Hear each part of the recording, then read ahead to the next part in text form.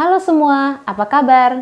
Bertemu lagi dengan saya, Ibu Livia, dalam pembelajaran Bahasa Indonesia. Hari ini kita akan belajar membandingkan kritik sastra dan esai. Selamat belajar!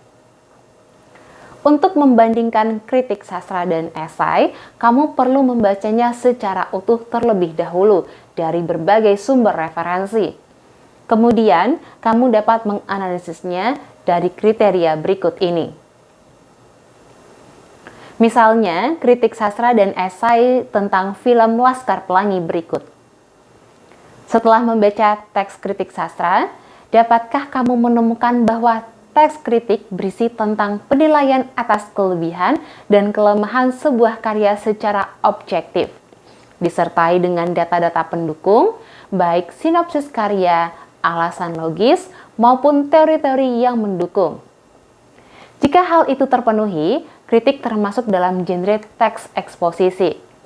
Kritik terfokus pada penilaian. Hal ini tentu akan berbeda dengan esai. Mari kita bandingkan dengan teks esai berikut. Dapatkah kamu menemukan bahwa esai membahas karya film, tetapi tidak mencantumkan sinopsisnya? Tidak menilai kelebihan dan kelemahan karya, tetapi membahas satu hal saja dari film Laskar Pelangi dengan sudut pandang pribadi atau secara subjektif. Berdasarkan contoh tersebut, kita dapat menyimpulkan perbedaan kritik sastra dan esai dari 5 aspek. Pertama, dari segi objek kajian. Objek kajian kritik sastra hanya berupa karya seperti seni, sastra, dan film. Sedangkan objek kajian esai meliputi karya dan fenomena. Kedua, dari segi deskripsi. Dalam kritik sastra terdapat deskripsi berupa ringkasan atau sinopsis, sedangkan dalam esai tidak ada sinopsis atau ringkasan karya.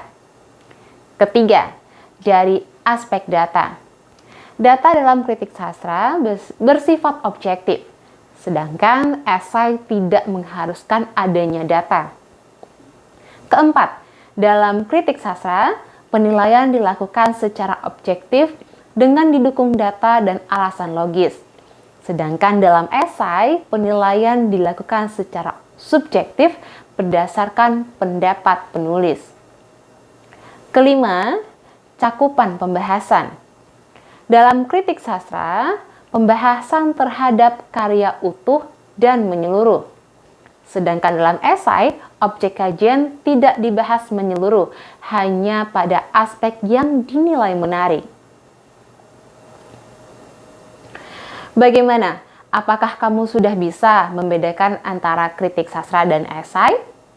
Untuk lebih memahaminya, kamu dapat banyak membaca kritik sastra dan esai lainnya yang ada di berbagai sumber referensi. Demikian pembelajaran Bahasa Indonesia kali ini.